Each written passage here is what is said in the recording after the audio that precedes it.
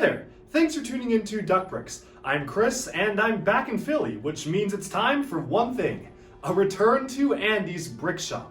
Now, if this is one of your first videos on these, I published a video quite a few months ago detailing my trip to one of the biggest used LEGO stores in North America, Andy's Brick Shop, with a fantastic part and set collection full of old, discontinued sets, minifigures, pieces, and a lot of really rare finds. And of course, since I am currently back in Philly, it is time to go back and take a look at what Andy's got now, any improvements to the store, and most importantly, check out the haul from my next Andy's Brick Shop visit. Let's go right now. Now, just a quick recap from my first video on this fantastic store. Andy's Brick Shop is one of many used LEGO stores across the US and across the world as well. The basic gist of these stores is that you can buy, sell, and trade LEGO. So if you have some duplicate LEGO, like sometimes I find myself having a ton of duplicate minifigures and GWPs and just some stuff I don't use anymore, you can bring it into Andy's and either trade it in for money or for trade-ins at the store, which is what I always get because there's always something to find at this store. This is one of the largest ones across the entire US, and there is a lot of floor space here, which means that you can see sets from all sorts of different themes just scattered all around the store, which is a really great experience. He's got everything sorted from city to castle to Technic to pirates to space, and yes, Bionicle. There are a ton of Bionicle sets, both used and new, here at Andy's Brick Shop, and what's even greater is that he has these big Ziplocs, only $20 per Ziploc. You can dig through the bulk Bionicle bins, fill up a Ziploc. This is some really fantastic value, and you can often find a ton of hidden gems in the bulk lots, especially where Bionicle is concerned. So I'd highly recommend going and checking it out if you at all are interested in getting some older bits and pieces of Bionicle sets. For instance, just this past time, I found basically a 100% or almost complete Maxilos and Spinax, Takua and Puku, as well as some even rarer stuff like the Brutaka set, and some of the rarest pieces from the Karzani buildable figure as well. So all sorts of incredibly rare pieces just kind of mixed around in here. So you really just have to get your hands dirty. They do provide gloves, which is fantastic to make it COVID safe, and you can just get right in there, dig through the bulk bins, and have a great time. Now, of course, this isn't all, because Andy's has a great selection of minifigures from minifigure cases and whatnot, as well as a ton of build-your-own minifigure stations all around the store as well. Now, what's really great about this is that for the most part here in the US, a lot of the used LEGO stores will charge a lot more than Bricklink, and a lot of them will maybe try to price match you with eBay or something like that. But for Andy's, he actually is willing to work with you, and especially if you're trading stuff in, I'd recommend just simply asking if you can get some sort of a deal or try to get the price closer to Bricklink, because he definitely is able to work with the best customers, and it's a really fantastic place to acquire a lot of the discontinued LEGO sets for Bricklink comparable prices. And to start off, the prices are already pretty close to Bricklink themselves. So it has one of the best values of any used LEGO store I've ever been to, which is why this remains one of my favorite stores to go to when it comes to buying used LEGO. But so, without further ado, I think it's time to get to one of the largest parts of these videos, of course, the massive haul. So what did I get from Andy's this time? Well, let's go and take a look. Alright, so now that we've returned from Andy's Brick Shop, it's time to take a look at the massive haul. Now, of course, the largest set here is the LEGO Porsche 911 from LEGO Technic. This is actually one of the original LEGO Technic supercar sets they released quite a few years ago, but this was the only one I did not own. I own all of the other large-scale Technic supercars. And finally, this one is mine. What's really cool is that Andy's Brick Shop actually packaged this really nicely.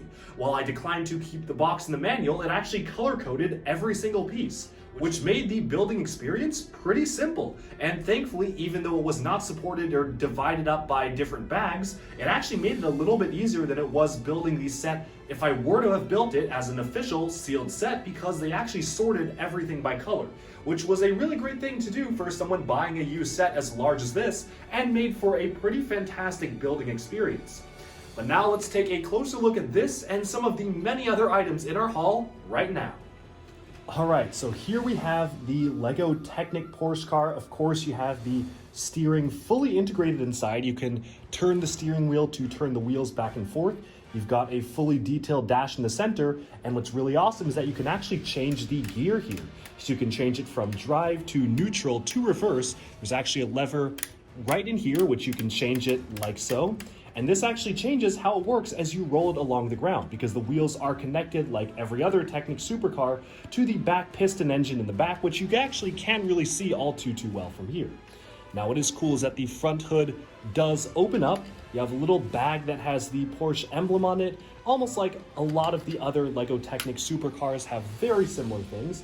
And all in all, this is just a pretty fantastically detailed display piece, one of my favorite LEGO Technic supercars, and really the one that started them all, because this was one of the first ones they did, I think around 2017 or 2016 in this style, and they've just been upgrading this line ever since. So definitely a classic LEGO car, would highly recommend it if you don't own it already, at least checking it out on Bricklink, because this is a great set. And speaking of LEGO Technic, our next set here is something completely different from a completely different era of LEGO Technic, but also another large-scale flagship Technic set. This is the original LEGO Technic Space Shuttle. This was all the way back when they were still using these studded surfaces for Technic, and what's really cool about this is that this has a ton of motorized and light-up LEGO features. Let's take a closer look at all the features of the set right now, because this is a really cool build. Okay, so here we have the Technic Space Shuttle. Let's take a closer look at the functionality. There's an on switch here. You kind of have to keep this held. You'll notice things will start to kick up in there. And if we look a little bit closer, you may see that there are different kind of things that you can do with it. So let's start out with the simplest one first. Switching the switch over to here will allow me to actually change the color and frequency of the jet engine exhaust light. So if you look back here, when I switch this on, it actually will rotate the fiber optics across the entire thing. It's a pretty fun effect, maybe not the most convincing in terms of actual engines of a space shuttle. You can see how it works right here, but it is a very cool feature to have. This was one of their fiber optic pieces that actually was very expensive for LEGO to produce. This was during an era when LEGO was not really managing their finances okay, and they were actually losing money on including the fiber optics pieces in sets. So I'm very glad that we actually did get to have some of them in some sets, because it is a very fun feature to have, just something that's very interesting and not really something you see from LEGO nowadays. Now, a little bit more interesting is when we flip the switch this way, we can actually control the opening and closing of the bay doors here. Now you can see that they just automatically open once I actually have it here. You can also close them up by turning it the other way, but let's leave it open for now. Switch it back here, and you can move this over to actually control the elevation of the crane. So now I can actually bend this, move the crane upwards to actually control the satellite over here.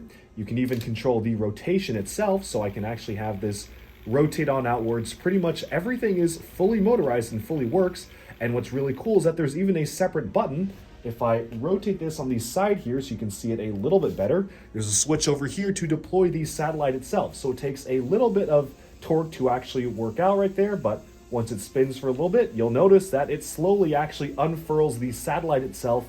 All of this has been intricately wired up in all different ways, and it's really fantastic to see this all come together.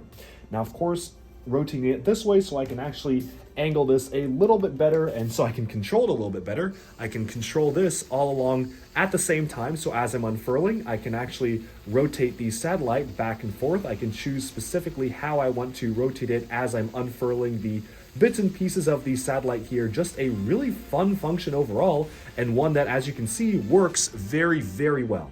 Let's close this on up here, and you can see just how easy it is to actually close all of the different pieces up. So going to recenter this one back as it's closing up. And the one thing that you will have to watch out for, especially if you purchase this used, is that just be prepared to do a lot of maintenance on the wires. I actually had to spend a lot of time, hours worth of time, messing around with the wires themselves and actually making sure that the wires were not causing a short circuit. Specifically because of the age of these wires, a lot of them were fraying, and the particular wires were coming very close to each other, which made it very difficult to actually have it be fully functioning when wires were touching each other on the positive and ground portions, which are very, very bad. So you definitely do have to pay attention to it. If you're buying this secondhand, just make sure that the wires are okay. You can take a look one last time at the functionality back here for changing the color of the fiber optics, a very fun feature. And there's a few other things I didn't mention here. First of all, this lever right here controls the flaps, and the flaps alternate back and forth just as they would on the standard plane. So you can see back here, I'm moving the lever, and it's moving the flaps back and forth. Just a very basic feature, but one that's really nice to have. And what's also cool is that there is a lever to control all of the landing gear at once. So right now you can see I'm rolling it along this surface. It does have the wheels deployed, but if I turn this particular lever here, it causes all of the landing gear to retract and extend all at once. So this all goes like so right here. It's all hooked up with gears throughout the entire underside of the model, so you can have it in display and as well as in flight, all of the landing gear is controlled at once. The little bits and pieces of black stuff that's falling off of this are the bits and pieces of frayed rubber, which again, you really gotta be careful. When I first got it, I was wondering why it wasn't working. I basically had to take all of the wires apart to actually piece together what exactly was causing a short circuit and repair the wires with electrical tape. It honestly came to the point where I was even considering literally just cutting the wires off, using my own wires to connect them, and having approximately the same length there, but I couldn't really do that to an official Lego piece, so I left it be for now. But if you really are having problems, that may be what you have to do. Still, this is a fantastic Lego set. I'm really happy to be able to own this and play with it because this has all sorts of functions packed in, and they're all motorized as well. So by one single motor and just a very, very clever combination of gears and wires and circuitry, this all completely comes to life, which is really fun to see. Absolutely a feat of engineering. This is one of the most impressive original Lego Technic sets they've put out, and what's also cool is that you could take it apart. I won't do that, but you could take it apart and rebuild it into a submarine with a whole set of functions on its own. So you get a ton of stuff in this one set. Would recommend it. Obviously, it's nowhere nearly as polished or as finalized as the Technic sets of today, but it does have some really nice old-time charm, and the functions work spectacularly if you actually manage to repair the wires. And you can see my electrical tape wiring job in the bits and pieces right here. But now let's move on to the next set. For a completely different theme of Lego, here we have the Lego Angry Birds movie Piggy pirate ship. Yes, I did buy this just because it was a pirate ship. I am a sucker for pirate ships, and I just really like Lego boats, so I had to pick this one up. Much like many other people, I kind of ignored the Angry Birds line when it first came out. I only just got the smallest set and wasn't too interested, but honestly, these sets have really grown on me. And for everyone asking Lego, where's Lego Pirates and where's Lego Castle? Well, Angry Birds gave us a pirate ship and a castle. So, I mean, you have them right there in that licensed theme. So for this thing, I know it's a very unorthodox design, but honestly I think this really kind of makes it stand apart. One thing I really like is a very clever rowing mechanism. You'll notice as I push it back and forth along here, the oars actually go back and forth. That's a really unique play feature and not something that they included in many other Lego sets, so that's a really fun feature to have. Also having the paddle wheels spin there is a cool feature as well. This also can control the specific winch, which is meant to pick up eggs and whatnot. I'm just displaying the main pirate ship here because that's really the main attraction of the set, and overall it is a admittedly very simple set. It comes together very easily. Despite some Technic stuff going on in the center with the function there, it wasn't anything too complex, but it's just a nice and charming boat. Not too much I can say about this one, but kind of underrated like most of the rest of the Angry Birds theme. I ended up liking this a lot better than I thought I would, and honestly it's making me take a second look at the Angry Birds theme as a whole. In fact, because of this set, I actually went ahead and ordered the Lego Piggy Castle off of Bricklink, so I'm definitely looking forward to actually getting that in hand and seeing exactly how that one plays out, because it is a pretty decent castle, I will say. But now let's move on to the next set. Next up here we have a pretty obscure Lego Sports Arena set. This is the NBA Ultimate Arena. It's very similar to the original Lego Sports Soccer games, except this time it's for basketball, of course. Now it is missing one minifigure, Shaquille O'Neal, but everything else is actually there, and I don't follow basketball too much, so personally I didn't really mind. The way that these games work is that you're supposed to launch the basketball like so and try to get it in the hoop. You can actually pick up the basketball automatically by just pressing the figure down. I'll actually showcase what that looks like. They usually roll down here. You can press the figure down, and usually 9 times out of 10 you can pick it up. It's a little difficult sometimes if the arms aren't perfectly where they should be, but there you go. He picked it up, and you can actually try to pass to your teammates or actually score it in the basket hoop itself. So It's a pretty fun concept. I personally, maybe I'm just bad at this, but I found it very difficult to actually get the ball in the hoop. I think I only managed to successfully do it once or twice. I don't know if I can replicate it on camera, but it definitely is a challenge for kids who are trying to play around with something like this. And of course, if you aren't familiar with these, all the minifigures feature their own very specially molded spring legs, so you can see that you can bounce them back and forth on springs like so to launch the ball, and the hands themselves are specially equipped for being able to actually pick the ball up, which is a very special molded type of thing. Just a really unique Lego set. Obviously, you would not see Lego making anything like this again ever today, but it certainly is a very fascinating experiment, something that they were really messing around with the Lego sports line all the way back around 2002 and 2003 was what are different play scenarios that we can get out of using standard Lego bricks and just making very specialized stuff for this as well. Oh, almost got it in that time. Don't know if I can replicate it, but it is a pretty fun game if you want to play it with a friend. You can actually have this guy launch up to try to block the ball from going in the hoop, so an extra added level of difficulty there by having this guy being positioned right there to block it. And this does have a lot of very unique Lego elements as well. The side fairings here were used for some of the Lego Sports ice snowboarding sets, so you could actually have them snowboard down. It's a very similar setup for many of the other sports sets, but all in all, this was just a really unique Lego both playset and sort of a display piece as well that I simply could not pass up on. But now let's move on to the next thing. All right, let's open this up. It is a fully sealed Lego Technic Cyber Slam set, a very interesting sub-theme of Lego Technic, and a pretty interesting box design too. You can see the large Technic figure is actually fully displayed in the box here. You can see just on the front of the box, as well as some of the pieces somewhat sorted. So this actually is fully sealed and everything is the way it's supposed to be. Before we open it up, you can take a look at a small blurb on the back of the box telling you to join this futuristic battle in the cyber world, hit the target, and you win, showcasing some of the action features of the set.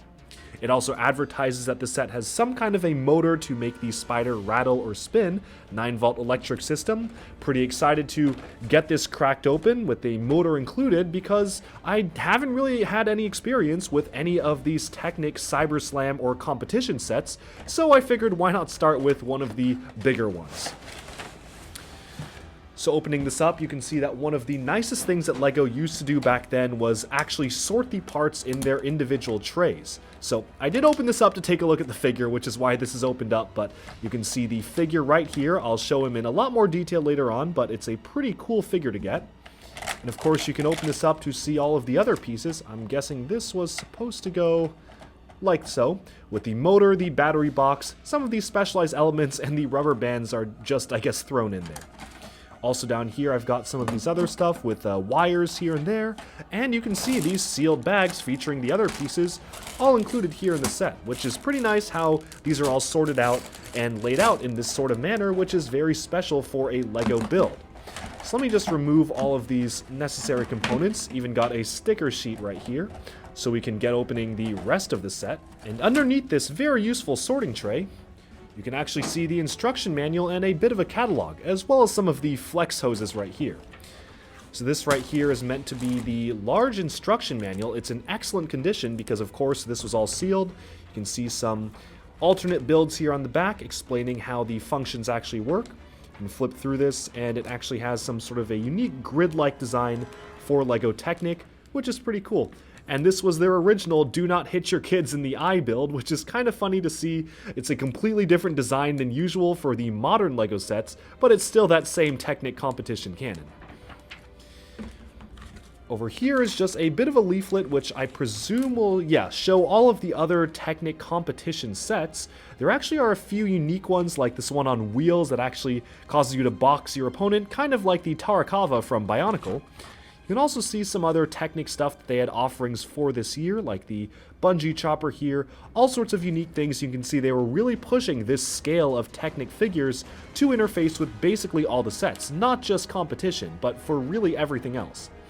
This was a very strange era of Lego Technic, not necessarily everyone's favorite, but it certainly was very unique, which is why I'm very excited to actually get this all opened up and take a look at all of these, especially this figure right here, which actually features some fantastically molded detail in the arms. This is just really cool how much detail went into a figure like this.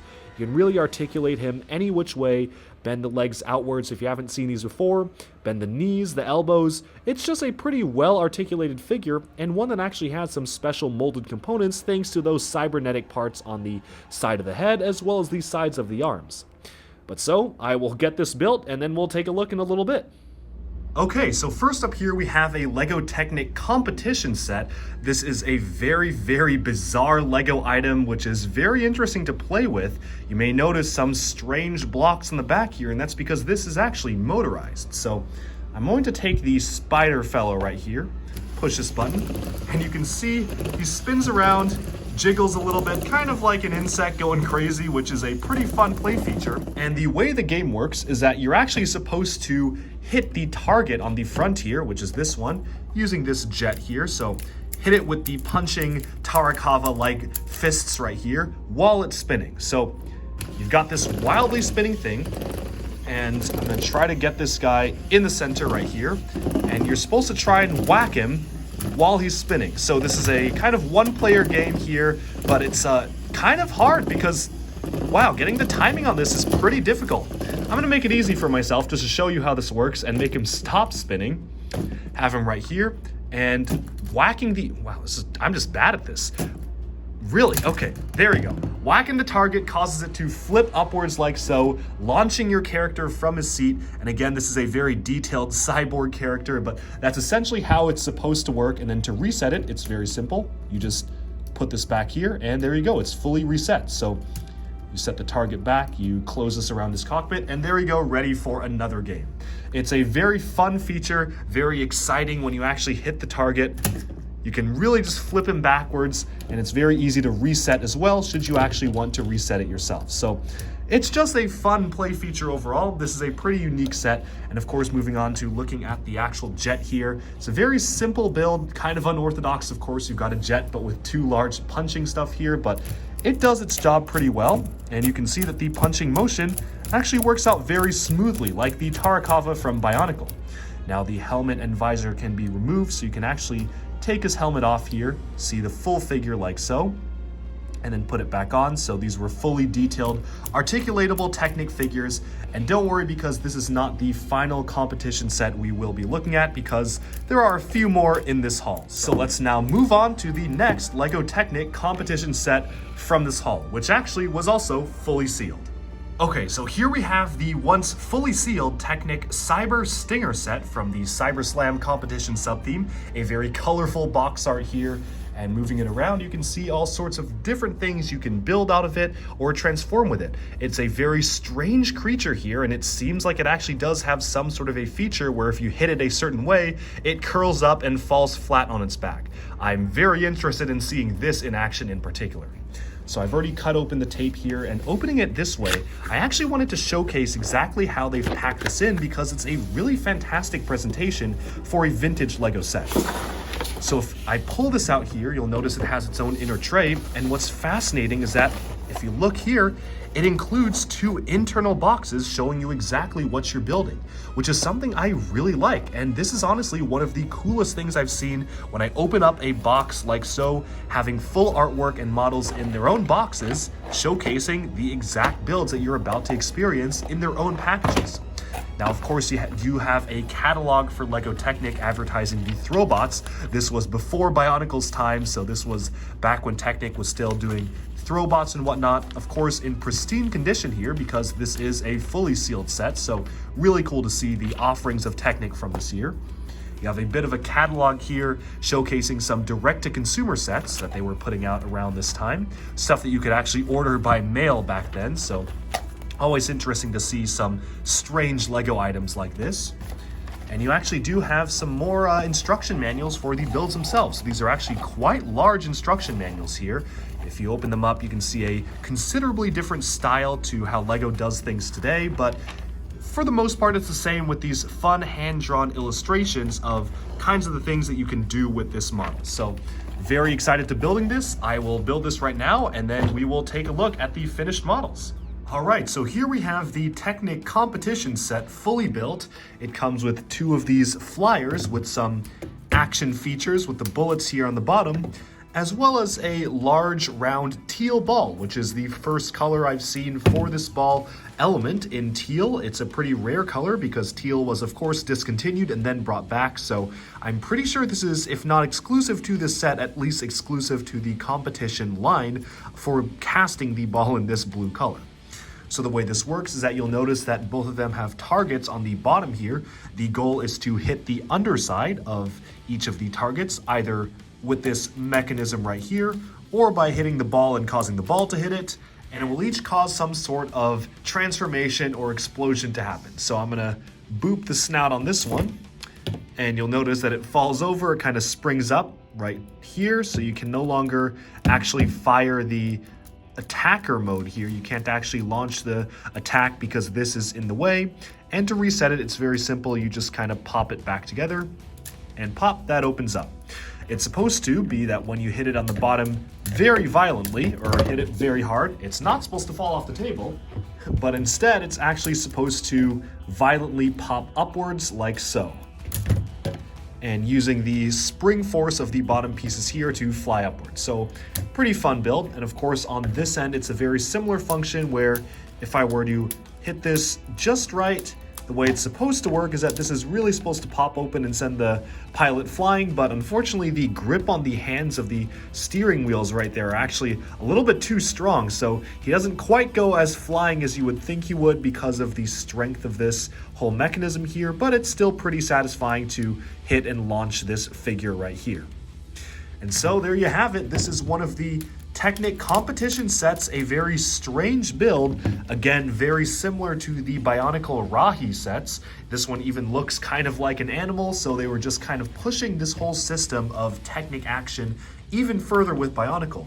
And to an extent, these are some of the precursors to even some Bionicle sets because the functionality is very similar to stuff like the Rahi battling each other. So very interesting to see this kind of set. Of course, one end is a lot more technological and one end is more focused on a beast or animal, but there you have it. These are the Technic competition builds for that set.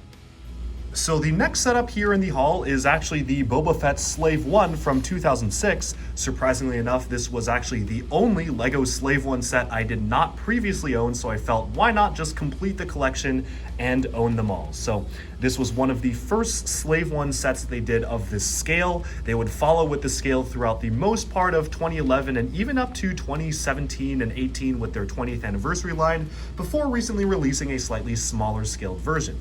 But this is basically the scale that they stuck with for most of its run. You can see the detailing on the back here. What's interesting about this is that you can actually lift up this compartment here, which allows you to drop some bombs. They're just standard LEGO head pieces, but it does let you have some sort of a play feature. And of course, to replenish this, you just kind of plop them back in and you're ready to go.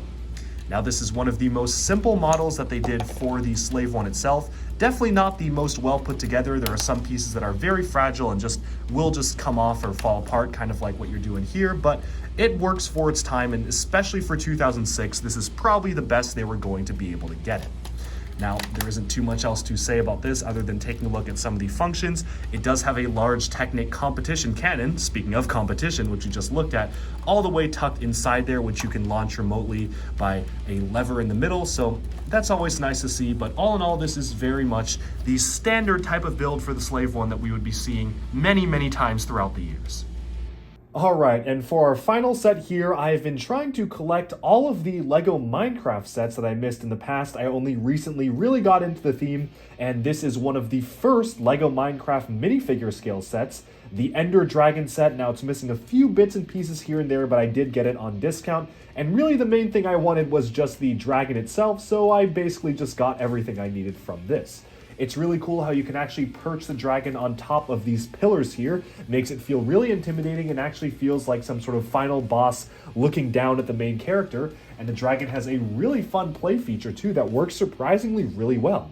pressing the spine right here causes you to flap its wings, which is a really simple but very fun play feature. Works incredibly well. There's not a lot of friction between it, so it actually doesn't really jam all too much. I was a little bit concerned when I first got it because I wasn't exactly sure how well this function would work. Usually they're a little hit or miss, but this one is very well designed, and it works exactly as it should to allow the wings to flap. Now, the wings themselves, of course, are not 100% accurate to the actual Minecraft game. In fact, that's kind of why they actually re-released a new version of the Ender Dragon battle very recently, without the function, unfortunately, but with wings that were much closer to what you would actually see in-game. That being said, I think I kind of prefer this one a little bit more just because of the really cool function. It also has a pretty substantial base plate setup here to play around with. I do like the fact that there's a lot of empty and open space, so you can really pretend like you're playing with the figures to go around and explore here. You don't typically get a lot of open space in builds like this. There usually is a lot of different things going on, and you're very crammed in terms of open base plate stuff, but this is one set where you can really just have it out to display. It does feel like a complete build, and it's really fun to move the minifigure around.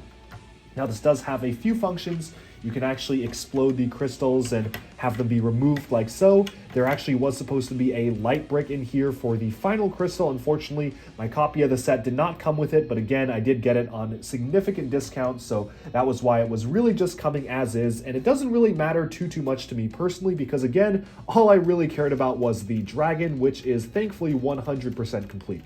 Not too much else I can say about this other than I probably would recommend it if you find it at a good price, or even find just the dragon by itself. It's a very decent build and something that's really fun to play with.